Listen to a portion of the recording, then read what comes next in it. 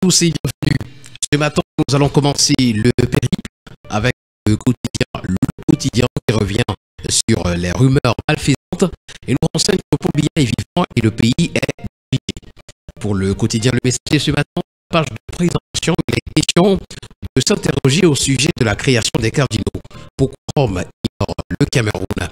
L'absence de représentants du pays, de feu Christian Touki dans les 21 nouveaux désignés par le pape François dimanche dernier suscite des interrogations ce matin à la page 3 du journal. Le Messager parle également d'accident de la circulation. Ces 15 morts enregistrés à Cambé. Un véhicule coaster et un plateau sont entrés en collision hier près de 100 mm. Le quotidien Le Jour, pour sa part, ce matin, nous présente à la grande pub l'article 100 de la Constitution de la République du Cameroun. Et d'ailleurs, le quotidien nous fait savoir cas de vacances de la présidence de la République pour cause de décès, de démission ou d'empêchement définitif constaté par le Conseil constitutionnel, le scrutin pour l'élection du nouveau président de la République doit impérativement avoir lieu 20 jours au moins et 120 jours au plus après l'ouverture de la vacance. L'intérim du président de la République est exercé en droit jusqu'à l'élection du nouveau président de la République par le président du Sénat. Et si ce dernier est à son tour empêché par son suppléant suivant l'ordre de préséance du Sénat. Nous continuons ce matin avec le quotidien de mutation qui au sujet de l'affaire Glencore s'interroge. Qu'attend le TCS alors que l'audience de mise en état de ce dossier s'est tenue hier à Londres? La SNH rappelle à nouveau qu'elle a déposé une plainte le 6 novembre 2023 au tribunal spécial et qu'elle attend toujours l'ouverture des auditions afin que les coupables camerounais de ce scandale répondent de leurs actes. C'est une information ce matin à retrouver en page 2. Nous continuons le de ce matin avec l'accident de la route qui est affiché à la grande une du quotidien Vers Émergence. C'est 15 morts sur l'axe Yaoundé et Sambelima. L'information complète est à retrouver à la page 3. Élection au Cameroun, l'ONU prête à accompagner le processus. Et puis, comment le droit international peut une résolution pacifique? Ces informations ainsi que d'autres sont à retrouver ce matin, chers auditeurs, en parcourant les colonnes du quotidien Urgence. Le public en tribune dans sa parution de ce 10 octobre revient sur la santé du président de la République. La manipulation de trop nous est présentée ce matin. Comme il y a 20 ans, quelques esprits mal intentionnés ont cru pouvoir distraire l'opinion en annonçant des informations non avérées sur la situation du chef de l'État en séjour à l'étranger. Une démarche malveillante que la classe politique condamne ce matin des pages 4 à 5 de 4 tribunes. Pour le quotidien Info à chaud, malgré les assurances du gouvernement qui annonce le retour dans les 3 jours du chef de l'État, une image de Paul Biya vaut 1000 mots. Le journal satirique Le Populi abonde dans le même sens lorsqu'il s'interroge. Le cabinet civil dément la rue le doute, voire pu croire. Également à lire dans les colonnes de Le Populi ce matin, Cameroun, le FMI réclame une nouvelle hausse des prix du carburant. Le billet hebdomadaire L'Indépendant, dans sa sortie de ce jour, par le code institutionnel et nous présente le risque de trahison.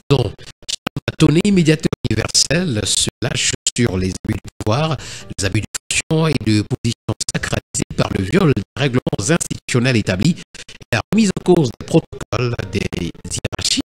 C'est à retrouver ce matin à la page 8 du journal. Le quotidien Info Matin pour sa part, revenant sur l'affaire Glencore, nous fait que Bongo n'est pas concerné. Pour le quotidien L'économie, on parle toujours de l'affaire Glencore. Le procès s'enlise du côté de Londres, d'après le journal. Après l'audience d'hier, 9 octobre 2024, à la Southwark Crown Court, la Société nationale des hydrocarbures a à nouveau demandé l'ouverture de l'enquête suite à sa plainte déposée devant le TCS le 6 novembre 2023. Entretien des routes, on en parle également ce matin dans les colonnes du quotidien 11 milliards de francs CFA transférés aux communes du Nord-Ouest entre 2020 et 2024. Le premier news magazine camerounais défi actuel pour sa part ce matin par le flux financier illicite.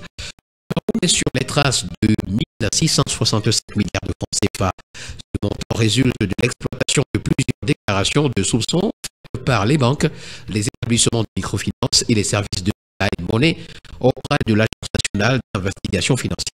C'était en 2023. Le quotidien Horizon, pour sa part, ce matin, s'intéresse au Cameroun en s'interrogeant. Le Cameroun peut-il se passer de la corruption? C'est l'interrogation. Les chiffres du rapport de l'ONA révèlent une augmentation de la corruption malgré les efforts de lutte contre ce fléau. Et puis nous allons continuer avec le quotidien d'information républicaine. Ça, c'est le drapeau qui s'intéresse au réseau routier du Nord-Ouest. Les députés saluent les efforts du gouvernement.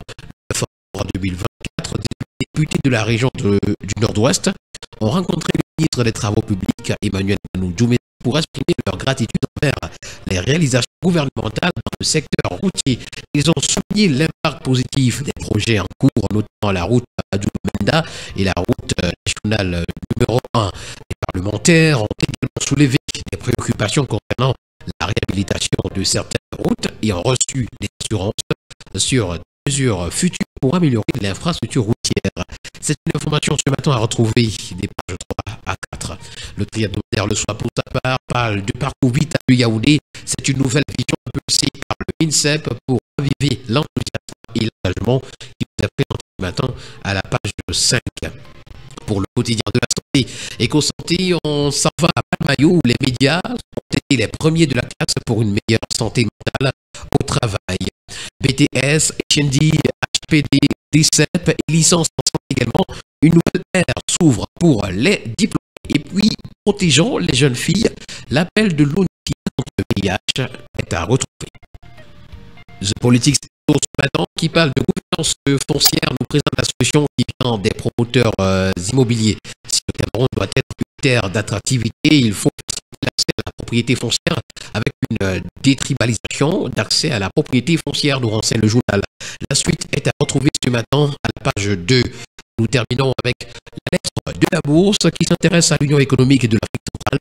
Les perspectives de 2025 sont en débat à Bangui. D'ailleurs, les travaux qui se tiennent le 11 octobre prochain en République centrafricaine avec pour fil conducteur l'adoption du budget 2025, l'évaluation de performance passée et la définition des orientations futures nous est présentée ce matin à la page 5. Mesdames et messieurs, voilà qui met un terme à la sortie de ce jour de la revue de la presse camerounaise. Merci d'avoir été des nôtres ce matin. Et surtout, n'oubliez pas que leur journal, c'est participer à l'édification d'une société libre et transparente dans notre très cher et beau pays, le Cameroun. Agréable journée à tous et au plaisir de nous retrouver demain.